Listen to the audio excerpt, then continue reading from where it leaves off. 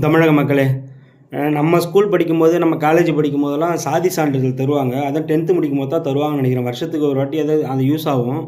அதுவும் அந்த ஜாதி சான்றிதழ மறைய வச்சு தான் எடுத்துட்டு போவாங்க. ஏன்னா, உயர்கல்வி படிக்கும்போது அதுக்கான யூஸ் படும். அது ஸ்காலர்ஷிப் அது போன்ற செயல்களுக்கு யூஸ் படும் அந்த ஜாதி சான்றிதழ். ஏன்னா, பள்ளி படிக்கும்போது நம்ம சாதி என்ன சாதின்னு சொல்றதுக்கே நம்மளுக்கு வெட்கமா இருக்கும்.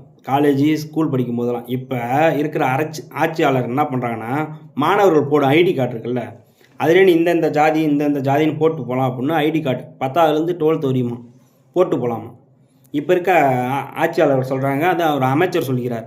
ஏன் அந்த அமைச்சர் சொல்கிற அமைச்சர் நான் இந்த ஜாதி, இந்த ஜாதி, இந்த ஜாதி தான் அப்படின்னு சொல்லி வெளிப்படையாக ஓட்டு கேட்ட செயல் உண்டா? மாணவர்கள் மட்டும் ஏன் இதுமாரி நான் இந்த ஜாதி தான் அப்படின்னு ஐடி கார்டு எதுக்கு போட்டு போணும்? ஸ்கூலுன்றது ஒரே யூனிஃபார்மு, ஒரே உடை, ஒரே சமமாக உட்கார வேண்டும் என்பதற்காக அரசு முற்போக்காக முன்பு இருந்த அரசுகள் முற்போக்கான திட்டங்கள் கொண்டு வந்துள்ளது.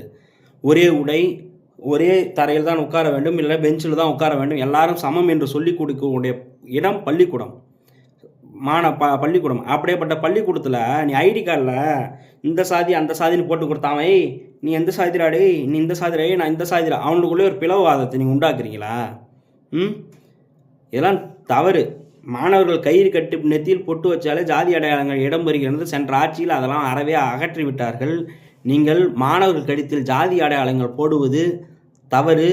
உங்களிடம் இன்று இதை தான் எதிர்பார்க்க முடியும் என்று நன்றாகவே தெரியும். ஏனென்றால் பள்ளி மாணவர்களிடம் நலத்திட்டம் என்று செய்யப்படும் பள்ளி மாணவர் சினிமா பாடல் போடவிட்டு ஆட வைத்த கூட்டம் தானே உங்கள் கூட்டம். உங்களிடம் வேற எது எதிர்பார்க்க முடியும்?